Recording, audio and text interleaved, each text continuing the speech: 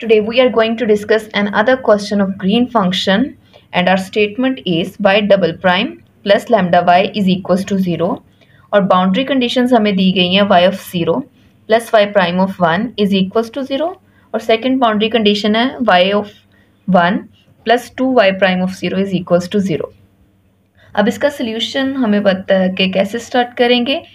कोई green function let करके जिसके ऊपर हम ऑपरेटर अल्फा को अप्लाई करेंगे। Let G x x prime be the given Green function for operator alpha.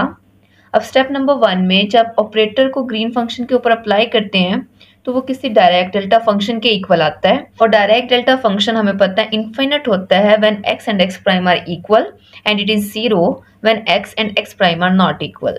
और जो हमने स्टेप नंबर 1 में अल्फा को ऑपरेट करना है ग्रीन फंक्शन पे वो x is not equals to x prime पे करना है, then alpha Green function is equals to 0।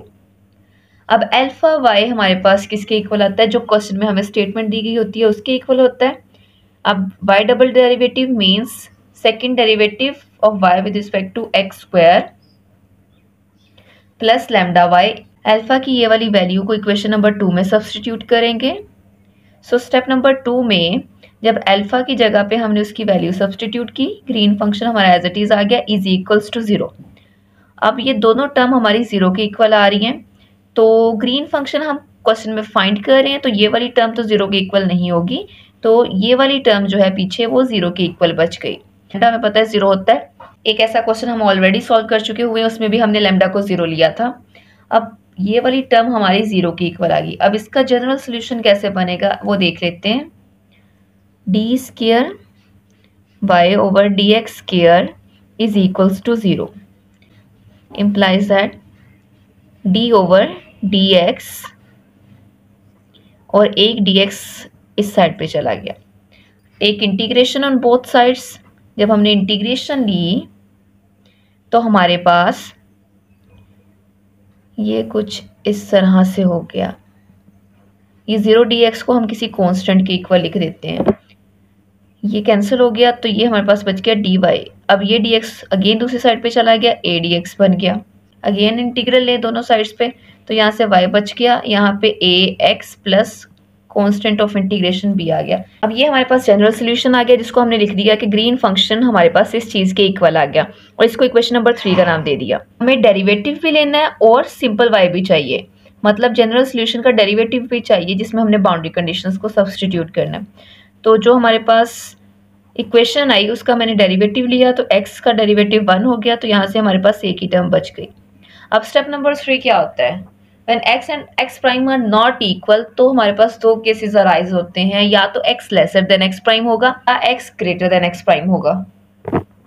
तो अब हमारे पास अगर x lesser than x prime है तो लेफ्ट ग्रीन फंक्शन बनता है, और ग्रेटर देन x प्राइम है तो राइट ग्रीन फंक्शन बन रहा है। और just for differentiate between left and right Green function we are substituting 1 and 2 in the subscript. Left Green function के लिए हमने 1 लगा दिया a1x प्लस b1 और राइट के लिए a2x प्लस b2। अब बाउंड्री कंडीशन सब्स्टिट्यूट करेंगे तो हमारे पास लेफ्ट ग्रीन फंक्शन की ये वाली बाउंड्री कंडीशन थी। अब इस बाउंड्री कंडीशन में अगर देखें तो पहले हमें y ऑफ 0 चाहिए, मतलब जो हमारे पास y की टर्म है उसमें हम x की जगह पे 0 सब्स्टिट्यूट करेंगे। तो y of 0 is equals to a1, x के साथ x की जगह पे हम 0 लगा देंगे प्लस b1, तो यहाँ से हमारे पास b1 बच गया। डेरिवेटिव हमारे पास a आ रहा है तो जब हम उसकी जगह पे 1 भी सब्स्टिट्यूट करेंगे then it is also equals to a1। इस वाली इक्वेशन में जब हम वैल्यू सब्स्टिट्यूट करेंगे y ऑफ 0 की जगह पे b1 और y प्राइम ऑफ 1 की जगह पे a1, तो हमारे पास ये टर्म आ गई। यहाँ से अगर हम b1 की वैल्यू निकालें, b1 की वैल्यू हमारे पास माइनस a1 आ जाएगी। अब ये b1 की जगह पे हम यहाँ पे वैल्यू लगाएंगे, b1 की जगह पे माइनस a1 आ गया, a1 कॉमन निकाल लिया तो x माइनस 1 बच गया। a1 को किसी सेकंड कांस्टेंट c के इक्वल लिख दिया तो हमारे पास left Green function is equals to cx minus 1 और इसको इक्वेशन नंबर 5 का नाम दे दिया।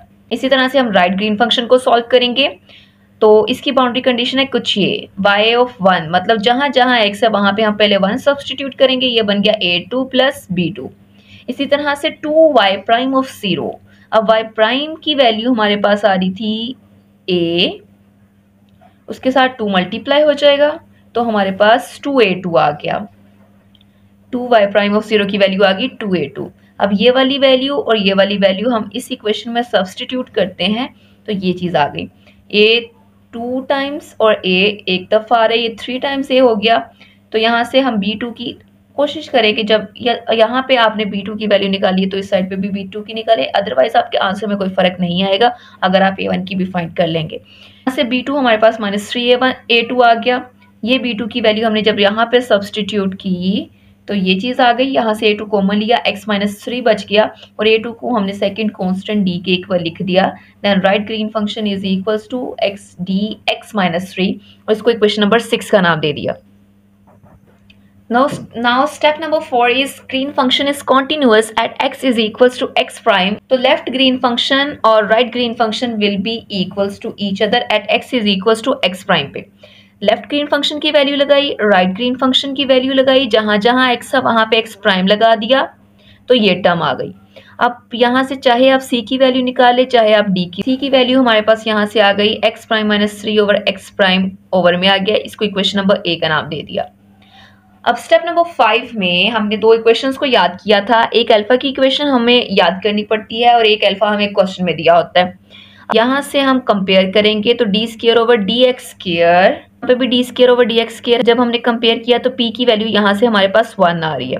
अब ये और एक सेकेंड इक्वेशन है जो हमें याद करनी है और इस इक्वेशन को हमें सेटिस्फाई करवाना है।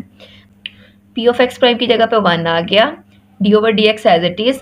लेफ्ट ग्रीन फंक्शन की वैल्यू हमारे पास सी एक्स माइनस एक्स 1 आ रही थी, X minus 1 at X is equal to X prime, फिर minus D over D X right Green function की वैल्यू इज इक्वल्स टू -1। अब इसको सॉल्व कैसे करना है, पहले डेरिवेटिव लेना है, फिर जहाँ पे x है वहाँ पे x प्राइम सब्सटीट्यूट करेंगे तो x का डेरिवेटिव 1 आ गया, यहाँ से भी x का डेरिवेटिव 1 आ गया is equals to -1। c minus T is equals to -1। अब यहाँ से c की वैल्यू निकाली थी, ये वाली वैल्यू हम यहाँ पे सब्सटीट्यूट कर रहे हैं c की जगह पे। ये एलसीएम लेंगे, d कॉमन आ गया बाहर, ये चीज़ एलसीएम में आ गई। x प्राइम -3 जब इसके साथ मल्टीप्लाई हुआ तो ये -x प्राइम और माइनस माइनस +1 हो गया और जो ओवर में एलसीएम की टर्म आ रही थी ये दूसरी साइड पे जाके हमारी जो है वो मल्टीप्लाई हो गई, इस तरफ आ गई। अब जब ये टर्म कैंसिल हो गई यहाँ से -2 बच गया और ये टर्म आ रही है, माइनस माइनस कैंसिल हो गया तो d की टर्म जो हमारे पास बची दैट इज x प्राइम -1 और 2 ये डिवाइड हो गया। अब ये d की जो टर्म है ये हम इक्वेशन नंबर ए में सब्सटीट्यूट करेंगे डी की प्लेस पे, तो x प्राइम -1 के साथ कैंसिल हो जाएगा। यहाँ से c की हमारे पास ये वैल्यू आ गई। स्टेप नंबर 7 में लेफ्ट और राइट ग्रीन फंक्शन को अलग-अलग कंस्ट्रक्ट करेंगे। cx -1 हमारे पास लेफ्ट ग्रीन फंक्शन था तो c की जगह पे उसकी वैल्यू सब्सटीट्यूट कर देंगे, x प्राइम -3 ओवर 2 और x -1 हमारे पास एज इट इज आ गया at x lesser than x prime. और राइट ग्रीन फंक्शन था dx -3, d की जगह पे उसकी वैल्यू सब्सटीट्यूट की and that's is our right Green function. अब स्टेप नंबर 8 में हम ओवरऑल ग्रीन फंक्शन को कंस्ट्रक्ट करेंगे by placing the values of left Green function and right Green functions. अब यहाँ से आप इसको इस तरह से भी लिख सकते हैं, इस तरह से भी लिख सकते हैं, बोथ आंसर्स आर करेक्ट। ये आंसर कैसे आया, यहाँ से भी माइनस कॉमन ले लिया, यहाँ से भी माइनस कॉमन ले लिया तो वो माइनस माइनस प्लस हो जाएंगे और ये टर्म ऐसे आ जाएगी। और अगर ये आंसर आ रहा है या ये आ रहा है and this is our required Green function